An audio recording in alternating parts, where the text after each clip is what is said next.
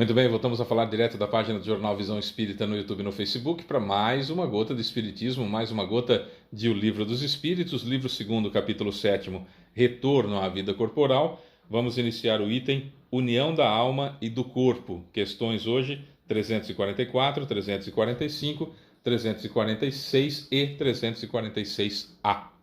Vamos lá, se você puder compartilhar esse vídeo, você ajuda na divulgação da doutrina, não tem fins lucrativos, é só mesmo para a divulgação da doutrina, tá bom? Deixe seu curtir também lá, o seu joinha, né? E o comentário, se você puder, que ajuda a divulgar mais ainda o nosso vídeo. Livro da Editora M, que a gente está utilizando nesses estudos, a tradução da Editora M. União da Alma e do Corpo, questão 344.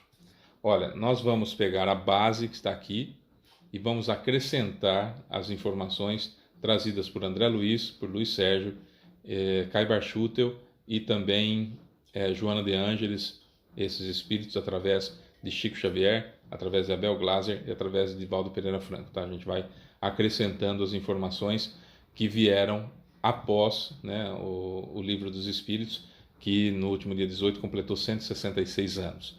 Mas o compêndio, principalmente de André Luiz, trouxe muitas informações a mais sobre a união da alma e do corpo. Isso foi muito mais desenvolvido por André Luiz através de Chico Xavier e Emmanuel, claro. Então, a gente vai complementando as informações aqui, tá bom? Então, vamos lá. União da alma e do corpo, 344. Em que momento a alma se une ao corpo? Em que momento a alma se une ao corpo?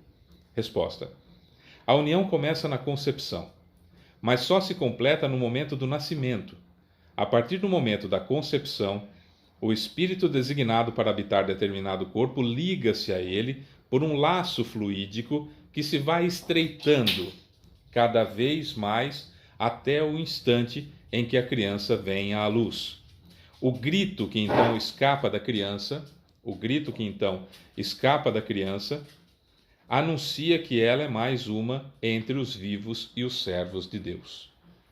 Tá, então vamos lá. Em que momento a alma se une ao corpo?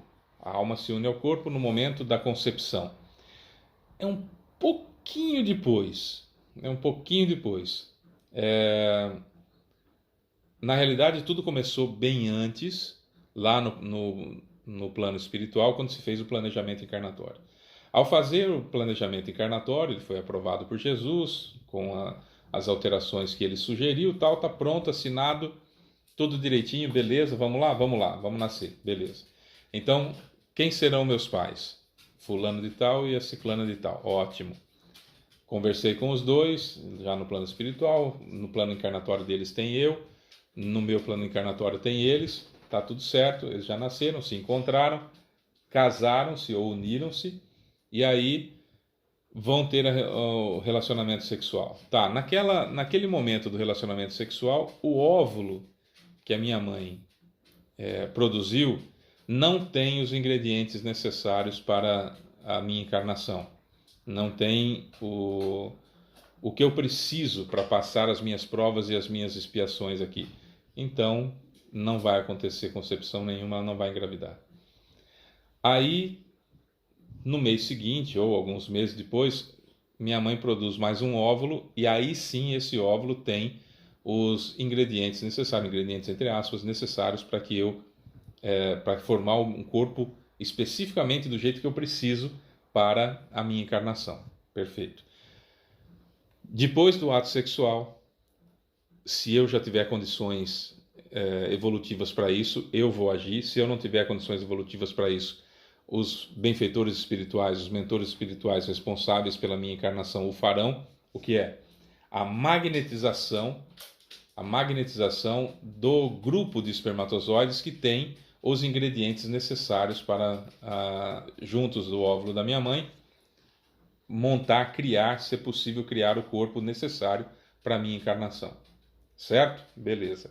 Aí esses espermatozoides serão imantados magneticamente e vencerão a corrida. E aquele que for mais forte daquele grupo que tem a mesma característica, ele então vai receber a autorização do óvulo para poder entrar. Perfeito, beleza? Fecundou o óvulo, mitose celular, Quando tiver aproximadamente 100 células-tronco, é nesse momento então que vai acontecer, pelo menos as informações que temos em 2023 são essas, é nesse momento então que o fio prateado, o laço fluídico que Kardec coloca aqui, o fio prateado que sai dessa região aqui do perispírito, do corpo espiritual, ele é costurado, pregado, colado, seja lá o nome que se queira dar, com fluido vital na quantidade necessária de anos que eu preciso viver para cumprir o meu planejamento encarnatório. Uma quantidade que dá 50 anos, uma quantidade que dá 10 anos, uma quantidade que dá 100 anos, uma quantidade que dá 80, 90, 60, enfim, a quantidade de anos que eu preciso para viver e cumprir o meu planejamento encarnatório. Aí as células-tronco copiam, utilizando os ingredientes que tem, copiam o meu perispírito mais próximo possível.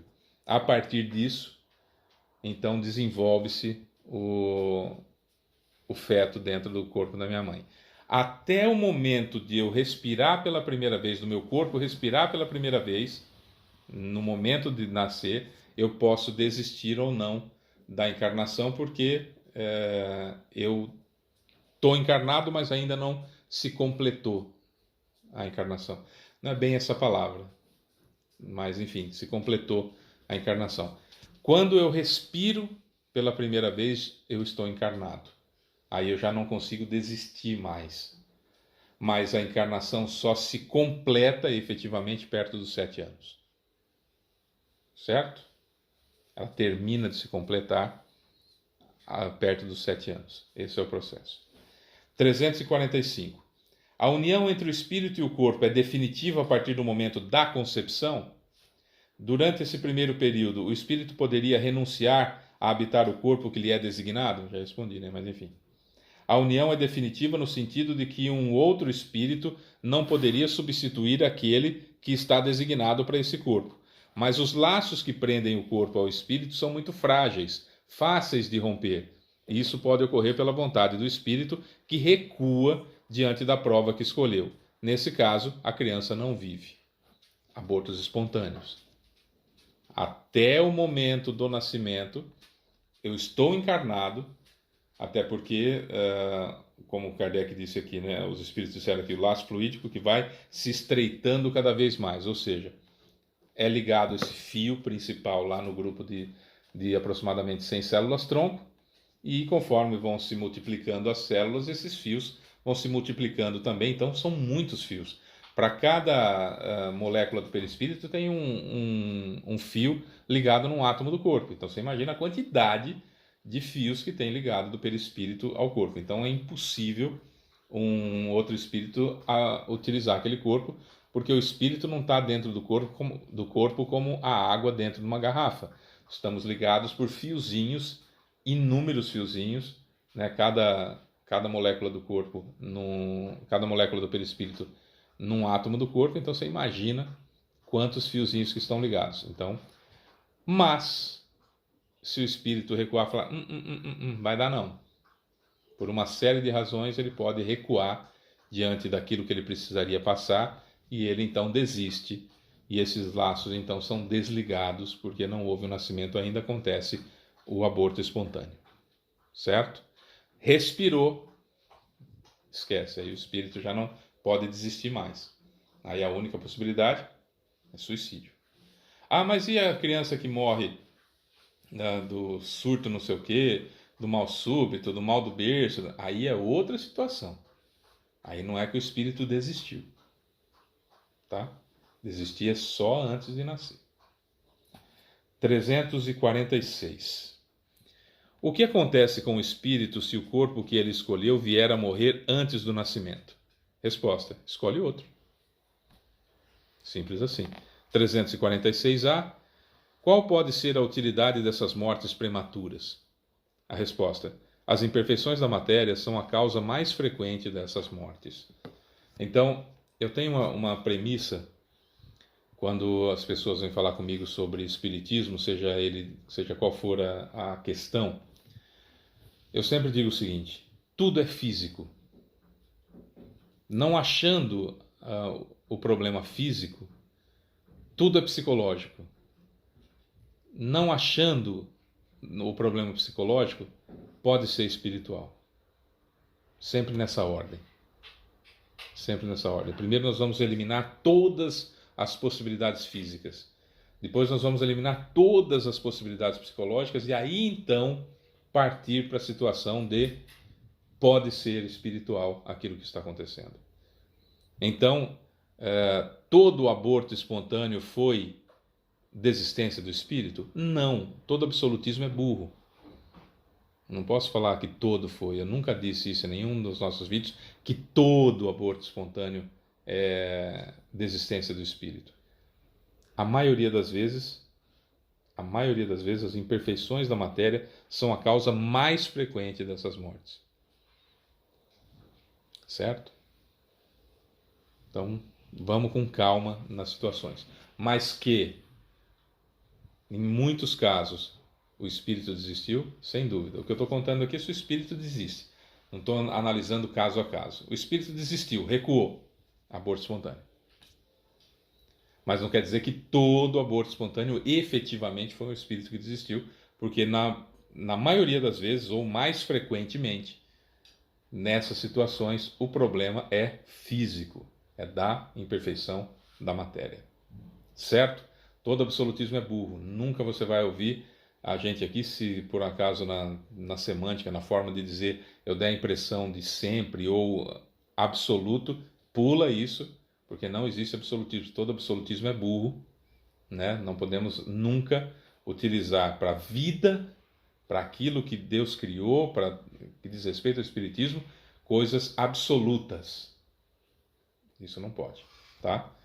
É isso. Sou Fábio Pereira, essa é mais uma gota de espiritismo. Amanhã tem mais. Beijo pra você que fica. Tchau.